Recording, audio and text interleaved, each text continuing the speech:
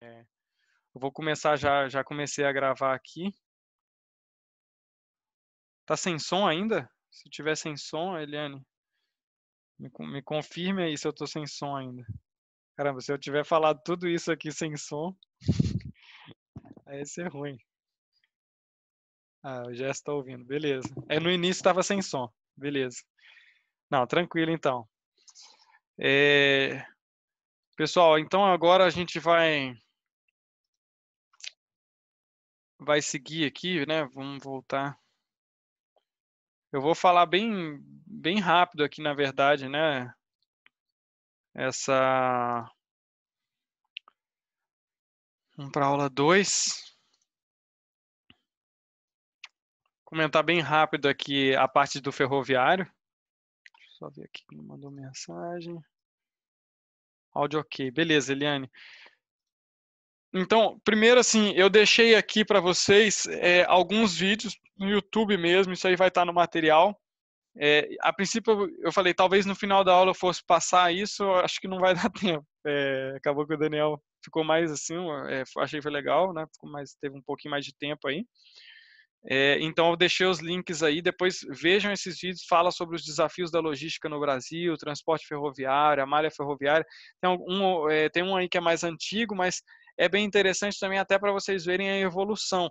O que o Daniel falou é interessante, obviamente sem fazer apologia a governo nenhum, mas o governo atual, de fato, querendo ou não, foi uma coisa que o Bolsonaro, uma das coisas que ele tem essa ideia, né, de que ele coloca uma coisa na cabeça e vai embora, né? Então, como é que era? Tinha aquelas que nem a cloroquina atualmente, né? Ele tinha aquelas ideias dele lá do que dava para explorar, e uma das coisas que ele colocou que era boa, na verdade, né, é a questão da malha ferroviária. Investimento muito grande aí que o Brasil está fazendo na malha ferroviária, e é essencial. A gente viu ali os comparativos do Daniel, né, do passado com atualmente, né?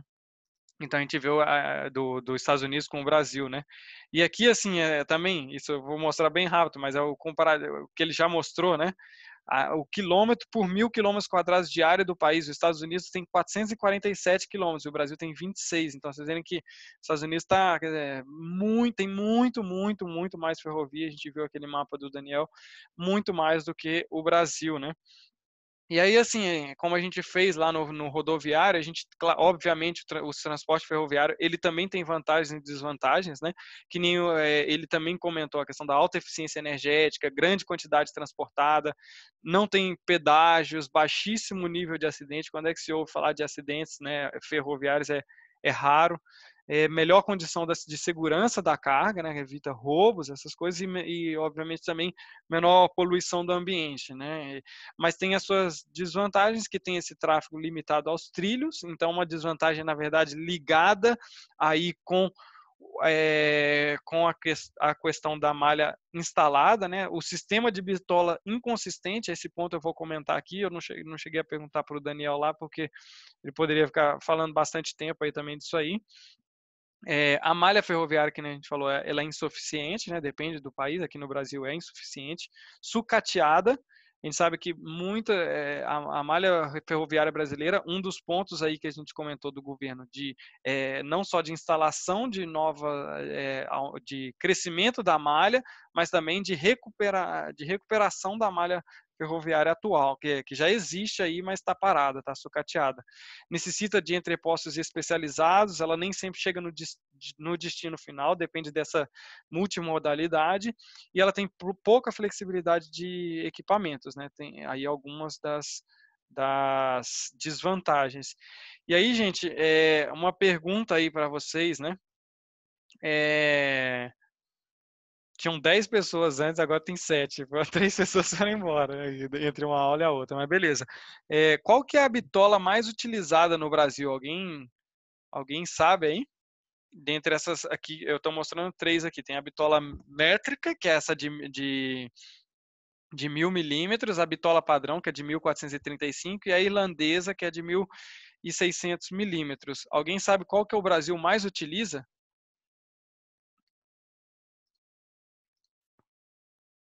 Acho que é padrão, né? Bom, Gerson, exatamente. Seria o ideal era que o Brasil utilizasse mais a padrão. Mas aí você já vê, a Eliane comentou, né? Eu conheço a de 1, né? Que é a estreita, a métrica, mas na verdade o Brasil utiliza mais. Vocês vão ver aqui, ele tem os 3 tipos de bitola, a larga, a métrica e a mista, né? Mas a que o Brasil mais utiliza, isso aqui foi retirado do Ministério de Transportes, a que o Brasil mais utiliza atualmente é a de 1 metro, né?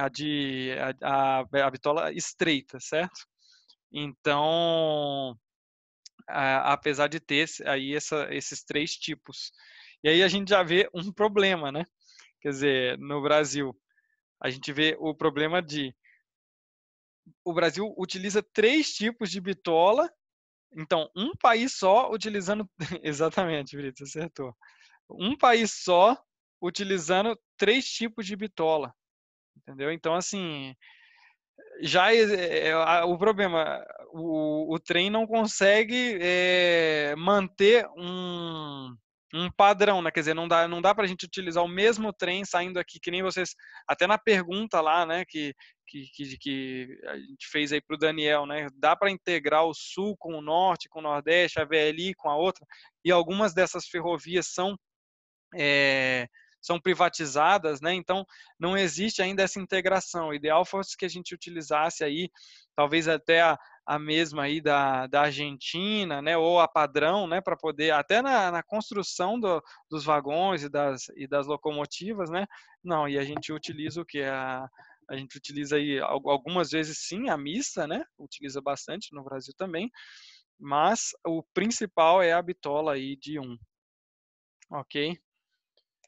A gente segue aqui, então tudo que eu falo, gente, eu deixo aqui sempre um linkzinho. Depois, quando vocês estiverem estudando, ou que vocês vão ter esse material aí para a vida, podem entrar aí nos links. É legal aí, legal depois vocês entrarem nos links e buscarem mais, aprofundar aí nessas coisas, né?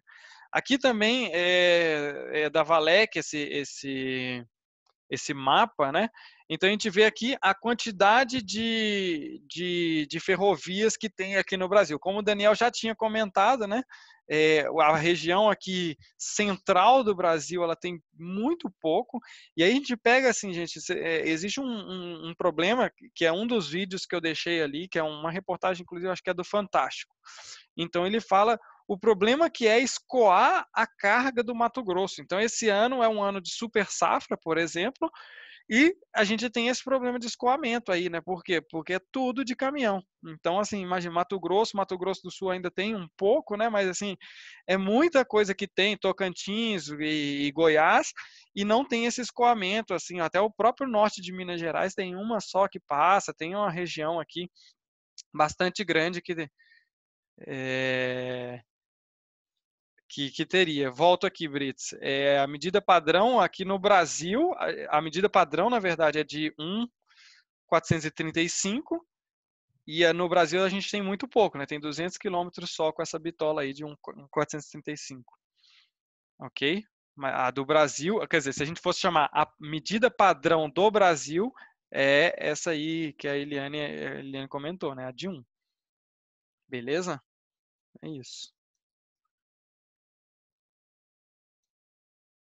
Você também já tinha falado aí, a de 1, a métrica. Então, isso, gente. A gente tem aí esse. Quer ver? Deixa eu ver se eu consigo aqui pegar o mapa aqui, ó. Tem esse mapa aqui no site. Eu estou aqui no site da Valec, né? Então, a gente pode dar zoom, ver via por via, que nem o Daniel comentou, né? Então, quais são a da VLI, tá vendo? A subconcessionária da VLI e a Rumo, né? Que é a daqui. E cada uma e as demais ferrovias que a gente tem aí no Brasil, né? Então, vocês veem que a VLI ela vai estar mais aqui na região central e nordeste do Brasil, né?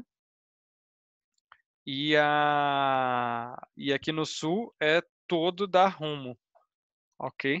É a malha sul, tá vendo? Tá toda em rosa. Por isso que não tem aí a atuação da VLI aqui.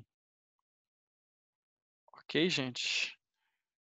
Eu deixei esse site aí para vocês também, da Valec, tá aí no no nosso slide aqui, beleza?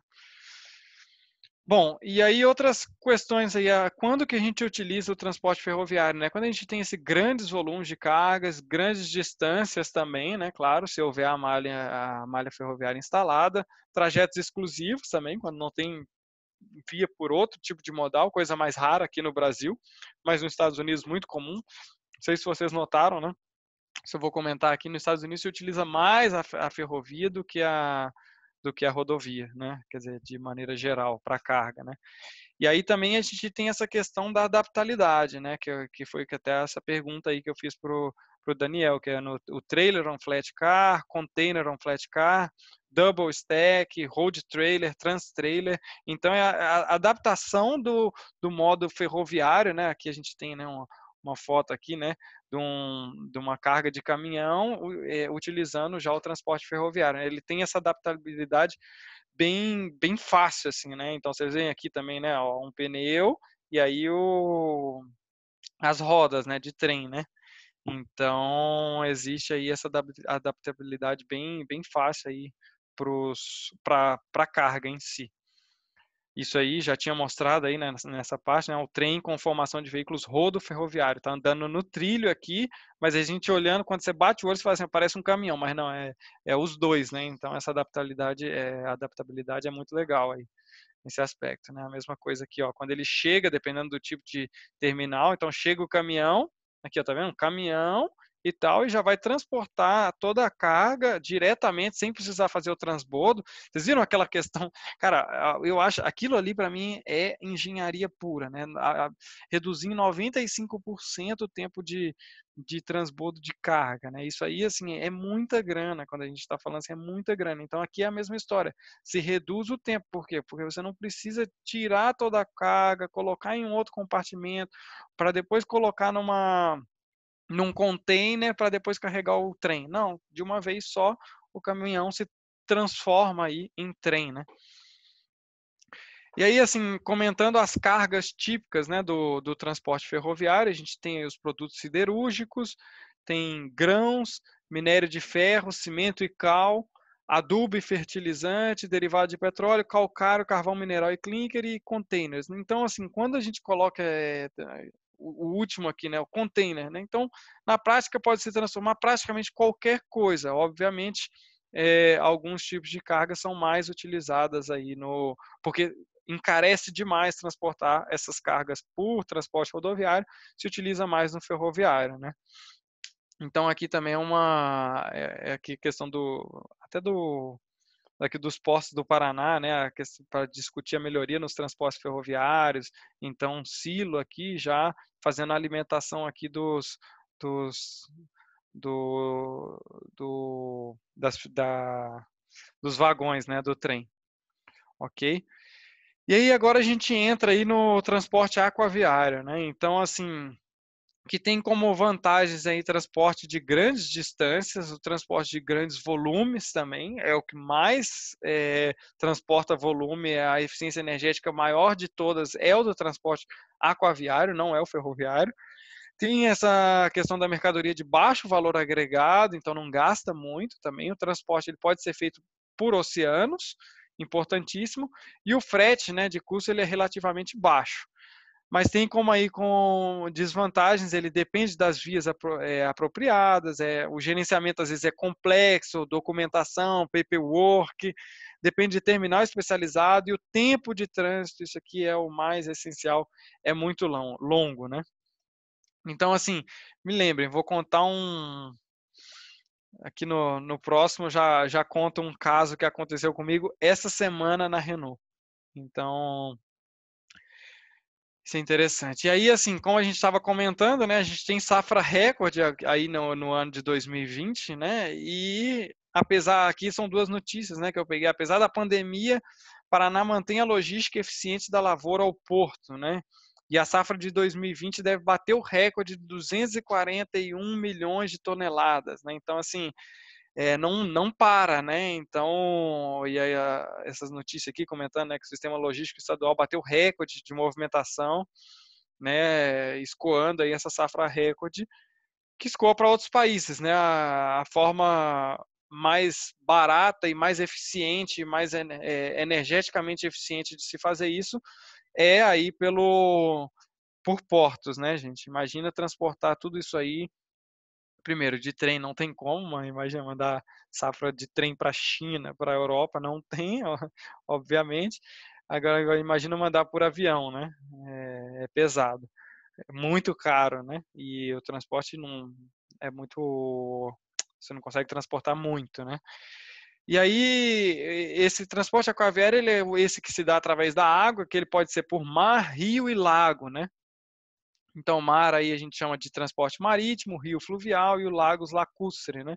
E a cabotagem, quando a gente fala em cabotagem, não sei se vocês já ouviram falar aí desse termo, cabotagem, a gente fala do transporte dentro do país, entre os portos locais, né? Sai do Porto de Santos e vai até Paranaguá, ou aqui em Paranaguá, ou sai daqui de Paranaguá e vai até lá o Porto de Galinhas, no Recife. Então, e a gente tem esses de longo curso aí também, né? Que são entre diferentes países e continentes, né? Então tem esses tipos aí. Pessoal, é o seguinte, vamos lá, mais uma perguntinha, né? Para a gente não ficar, para não dormir aqui na aula. Um exemplo de cada um aqui, ó. Eu já falei aqui eu falei do marítimo. Então, saindo aqui, por exemplo, de Paranaguá para Galinhas. Então, a gente faz o transporte, por exemplo, da região sul até a região nordeste, né, do Brasil. Um exemplo aí do fluvial, vou com vocês agora, gente. Vamos lá, um exemplo de transporte fluvial aí. Pode ser aí no Brasil. Vocês têm aí algum?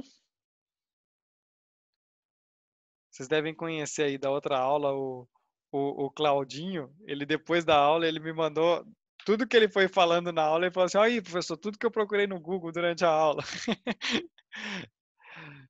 Exato. Então, entre Manaus e São Luís, exato. Tem, Ronaldo, não é um transporte direto, né? Mas sim, utiliza-se muito ali na região norte do Brasil, muito transporte fluvial, perfeito. E também em Minas Gerais, ali no Rio São Francisco, a gente tem bastante, aquele com sistema de eclusas, né? Então, não sei se vocês já viram aí, né? Rio Madeira também, exato. Então o Brasil tem um potencial muito pouco explorado ao que poderia se explorar também nisso aí, né? Então tem muito, mas eu diria assim que se a gente fosse pegar um principal, seria aí na região norte. E o lacustre, né? Essa aí eu não tinha pensado, né? Mas a questão do Lagoa dos Patos, né? Aqui no Rio Grande do Sul.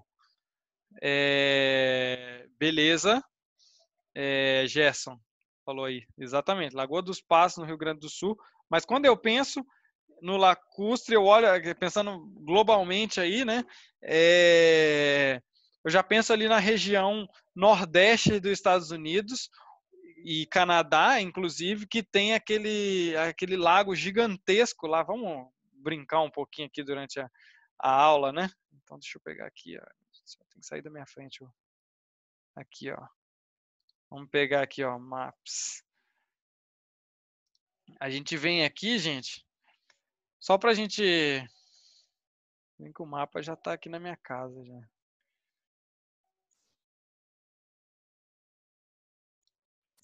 A gente vem aqui... Ó, por que que eu tô falando muito aqui da região norte, né? Até que vocês já comentaram aí também, olha. Fica aqui Manaus. Ó, eu não sei se vocês estão vendo aí, gente. Estão conseguindo ver minha tela? Beleza, acho que deve estar, né? Então, assim, vocês veem aqui, entre Manaus aqui, toda a região do Rio Negro, né? Os rios também que compõem aí o Rio Amazonas, e vai até onde? Vai até aqui, já é aberto, né? O canal já para o oceano. E existem aí bastante... Ah, você não está vendo a minha tela aqui, né? Bom, beleza, deixa eu ver aqui. Vocês veem só lá no slide, né? Tá, vamos tentar aqui de novo. Então, Screen. Agora vocês estão vendo? Não sei se vocês estão conseguindo ver. Não ainda, né? Bom, deixa eu tentar aqui. Esse aqui é interessante porque... Deixa eu entrar aqui na reunião.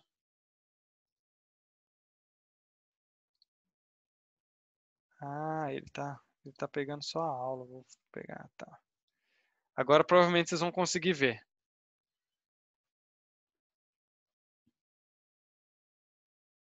Beleza, então, legal. Então, ó, vocês podem ver aqui, gente, que aqui na região norte, né, a gente tinha comentado, aqui tem um potencial de navegação muito grande, né, de navegação fluvial.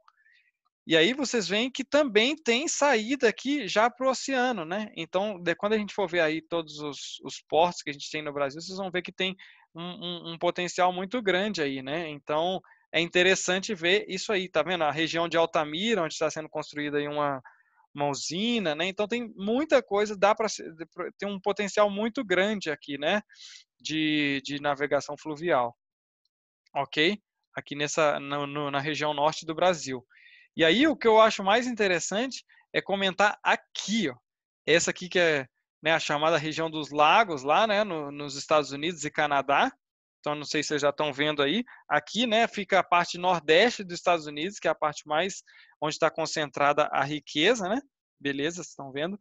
Onde está concentrada a riqueza dos Estados Unidos, a maior, né, a parte mais rica dos Estados Unidos. Lá tudo é rico, né? Mas e aí tem os lagos aqui, né? O Michigan Superior, Huron, Erie e tal. Então, a navegação aqui também é muito utilizada, viu? E aí ainda, inclusive, entre Estados Unidos e Canadá, né? Então, também tem esse detalhe, né? Já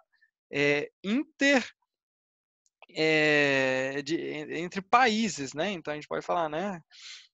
Mas, e muito utilizado uma navegação aí no lago, né? E também, se vocês forem acompanhando, até tinha comentado isso da última vez, na última aula, né? Tem uma entrada desses lagos, que inclusive com porto e tal, ele vai até, de novo, né? Até o oceano, né? Isso é bem legal, assim, essas análises e tal, a forma. Vocês lembram que os exemplos que a gente tinha comentado na última aula, né? Não sei se foi até nessa aula, acho que foi sim, né, do transporte lá de peças, né? Então ele pode entrar aqui por dentro também, né? Bom, era só para comentar isso aí. Verifiquem se vocês continuam aí vendo a minha tela, né? Voltei para o slide aqui, mas era mais para comentar isso aí, viu, gente? Beleza. Mandou um mapa aqui, né, Gerson? Depois eu vou dar uma olhada, não vou... Slide, ok, beleza. Vamos continuando. Então, quando que a gente utiliza, né, o transporte aquaviário, né? Quando a gente tem isso também, grandes volumes de carga, né? Normalmente mais, né, do que o ferroviário. Grandes distâncias, especialmente quando é intercontinental, né? E também transportes exclusivos, ou seja, não há vias para outros modais, normalmente isso também, o intercontinental, oceânico, né? O tempo de trânsito não é importante, e aqui eu vou comentar isso, e encontra-se uma redução de custo de frete, né? Gente, a questão do tempo de trânsito não é importante. Eu acho que eu tinha comentado na última aula sobre as questões de quando a gente precisa mandar carro para fazer teste, né? Então, carro para teste, se a gente utiliza o transporte marítimo ou se a gente às vezes utiliza ali o FedEx aéreo, né? Ok, vocês lembram? Eu não sei se vocês lembram que eu tinha comentado isso na última aula e o quanto que é caro, né, para se transportar, fazer o transporte aéreo de veículos, né? Muito caro, bom, de qualquer tipo de carga, né? E aí essa semana a gente está fazendo um planejamento aí para fazer um crash test de um veículo nosso, né, novo. E aí eu fui comentar com o cara da logística, né, responsável ali para a gente, para mandar o carro lá para a França. A gente faz os testes na França. E aí a gente precisa fazer o teste com a carroceria brasileira, né, uma lei aí. Então precisa ser o carro fabricado aqui mesmo que ele exista na França. Eu comentei com ele e tal, falei, bom, mas aí se a gente fizer com mais tempo, dá para mandar dá para mandar o carro de barco, né? Não foi de barco, né? De navio e tal, né? Container. Ele falou assim, não, eu sempre mando de avião. Eu falei, como assim? Eu lembrei, automaticamente eu lembrei da aula, assim, de vocês, né? Como eu não tô na parte logística, então nunca me preocupei com isso, né? E aí eu lembrei da aula e falei assim, mas peraí, como assim você manda de avião? Não, sempre manda, preciso que o carro normalmente a gente já fabrica e manda, chega lá em 3 dias. Ele falou isso pra mim, né? 3 dias tá na fábrica. Eu falei, mas quanto custa o frete ali? Ah, nem sei, tem que ver e tal, mas é muito mais do que barco. Eu falei, não, mas Fred, barco dura 2 meses, tem que mandar aqui pro porto, é uma confusão. Eu falei, cara, não acredito que a gente está fazendo isso. E aí, nossa, vocês não vão acreditar nisso. A gente está fazendo uma proposta, o meu setor, né, quer dizer, graças à aula, hein, fazer uma proposta de fabricar esse veículo antes, porque não tem esse problema de fabricação, não tem esse problema de urgência, para mandar ele por esse caso em si, né? E a gente vai ter uma redução de mais de 900 mil reais, né? Nesse teste aí, por causa do tipo de transporte. Então, porque vai fazer com outros e tal, e até a própria fabricação e o custo. Então, vai dar uma redução aí de 900 mil reais. E aí, assim, muito legal, porque teve a ver aí com a aula, aconteceu isso essa semana, assim, achei muito legal na hora, já lembrei aí de vocês. Não, acho que ser promovida, acho que ainda não, né? Mas foi bem bom, assim, quando a gente fez essa apresentação aí lá para a gerência, eles gostaram muito, assim. Mas foi bom, graças à aula aí. Agradeço vocês. Graças à aula que eu me toquei de perguntar isso, né? Normalmente a gente nem pergunta. Vocês verem que às vezes sempre foi assim. Isso, por isso é legal essas aulas, assim, né? Meio para abrir a cabeça, né? Não, mas por quê? Não é porque sempre vai assim. É porque a gente sempre faz assim, porra, mas não é assim que funciona, gente. Custo, hein? Lembra? Engenharia é custo, dinheiro, grana. É o principal, sempre. Depois, assim, sobre as cargas típicas aí do transporte aquaviário, né? Então, normalmente entre líquido e gasoso, 75%, granel e sólido, 13%, container, 7,6% e 3,5% de carga geral, né? Às vezes produtos acabados aí, né? Em 2017 teve 157 milhões de toneladas transportada em cabotagem, hein? Então, né, aqui, lembrem-se, cabotagem é utilizando o oceano, mas dentro do próprio país. Depois, assim, questão das oportunidades, né, também nesse setor, né, o Daniel comentou ali no setor ferroviário, né, comentar também na questão de portos e navios, né. Então, essa reportagem é relativamente recente aqui, né, a gente vê, de 12 de março de 2019, falando aí que portos e navios, tem setor portuário, tem cargos e salários de até 130 mil, né? Bom, se algum de vocês conseguir um salário de 130 mil, porque eu soltei um slide desse aqui, eu quero no mínimo assim, ó, professor, obrigado, viu? Aquela oportunidade, hoje eu sou milionário aqui e tal, mas exato, tem muitas coisas interessantes aí no setor de portos e navios e tem muita gente que enriquece bastante nesse setor. Tem muitas oportunidades, viu, gente? Claro, isso tudo vem com especialização, com bastante, né, conhecimento na área. Normalmente o pessoal já um pouco mais velho, né, que tem bastante anos de gestão aí também, né, mas tem coisas interessantíssimas. É legal também uma especialização aí nessa área. A gente vê atualmente, né, tem projetos de implantação, onde que você poderia trabalhar, né, em projetos de implantação de terminais portuários, marítimos e fluviais, né, gestão de operações portuárias, aqui entra até administração, né, outras áreas, né. Então, logística portuária é o que a gente está comentando muito aqui também, né. Operação de comércio exterior, né, então o pessoal do Comex aqui também entra bastante nessa área, e execução, e aí também a nossa área, né, execução de obra de engenharia portuária, né, dragagem, derrocamento, cais, berços, piers, dolphins, então tem bastante coisa, né. Inclusive, um dos melhores professores que eu tive no Cefet, eu nunca esqueço, uma vez a gente estava tendo uma aula, ele trabalhava num cais, né, então em fabricação de navios. E ele estava dando uma aula para a gente sobre coeficiente de retorno. Eu não sei se na engenharia civil vocês têm isso, mas na verdade é o seguinte, era uma mistura de mecânica dos fluidos com, com mecânica geral, a gente pode dizer assim. Acho que isso é mais para engenharia mecânica, né? Mas tinha essas duas matérias aí. E aí tinha eu lembro até hoje, era um ômegazinho lá que você mediu o coeficiente de retorno do navio. Quando você termina de construir o navio, você constrói ele, né, em terra, aí você termina de construir, você tem que fazer a responsabilidade dele, deixa eu ver se eu consigo um slide mais branco aqui, isso, esse aqui. A responsabilidade dele era, o navio aqui era construído aqui assim, vamos fazer um navio bem bonito aqui, né? E aí ele tem que escoar até o oceano. Né? Aqui está o oceano, hein, gente? Bom, desculpem aí o meu desenho, mas e aí você tem formas de se fazer isso. Esse aqui, por exemplo, a maior parte é feito assim, né, de lado, mas pode fazer também de frente, né? O navio caindo aqui nessa esteira, né? Ou é uma esteira ou é uma superfície lisa. Isso aqui tudo é calculado, esse ângulo aqui, né?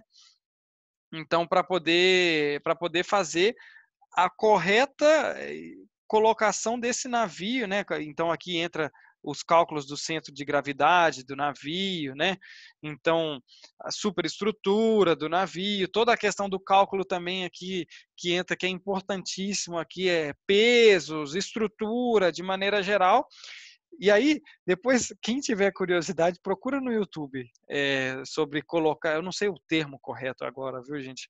Mas colocando um navio na água. É muito legal. Tem muitos vídeos no YouTube bem legais disso aí, sabe? Então, eu lembro porque esse professor ele trabalhava com isso, ele estava dando essa aula para a gente. E aí ele comentou que ele já tinha descido uns 20 navios. Ele era o responsável por fazer os cálculos aqui de qual que seria, principalmente, né? Quer dizer, resumindo, claro, é muito mais do que isso, hein, gente? E pensando nisso também na década de 80, né? Que ele trabalhava com isso. Então, atualmente é tudo computadorizado, é tudo cálculo automático, mas na época era na pranchetona, né? E aí ele fazia esse cálculo aqui de qual seria o ângulo. Na prática, quer dizer, resumidamente seria isso, né? A partir do tipo de navio. Ele já tinha feito 20 descidas dessas na carreira dele. E aí, depois dessas 20 descidas, ele, bom, já tinha feito também vários tipos de navios, e aí ele pegou um navio que era muito parecido com uns 5 ou 6 que ele já tinha feito. E aí ele jogou a mesma angulação, justificou ali, assinou os papéis, justificou com alguns cálculos, mas não, bom, tem um acochamбramento ali, né? Não sei, hoje eu falei essa palavra, o pessoal não conhecia, né? Mas é um acochamбрамento, né?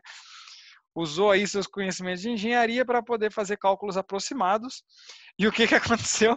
O navio desceu e era um navio com coisas médicas, alguma coisa assim. Talvez eu não lembro totalmente a história, viu? Porque já faz mais de 10 anos isso aí, ele contou pra gente. Eu ia até falar o nome do professor melhor não, né? Mas assim, eu lembro o nome dele.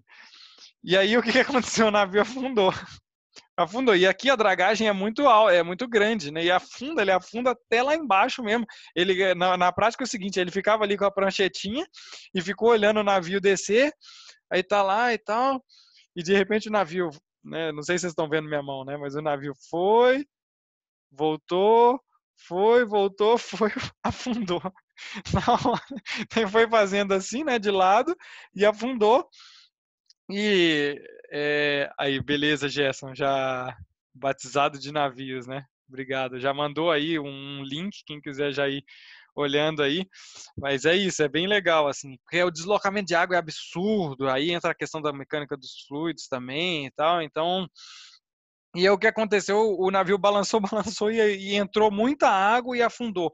E aí ele esqueceu de considerar, ele falou assim, bom, sendo, né, bem grosseiro assim no cálculo, eu já estou contando a história de segunda mão, né?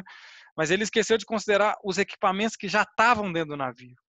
Na prática é o seguinte, conseguiram depois retirar o navio, mas perderam todos os equipamentos, e o prejuízo da empresa ali na época, imagina quantos, em 1980, ele falou assim, ó, se fosse converter aí para reais e tal, na época lá foi um prejuízo aí de mais de 2 milhões de reais, né? Entre equipamentos e tudo que teve que refazer no navio e tal, R$ 2 milhões, né? E aí a gente brincava, ó, pessoal, aí depois disso você veio dar aula aqui no Cefet, né? Então, aí ele comenta, um dos motivos foi esse.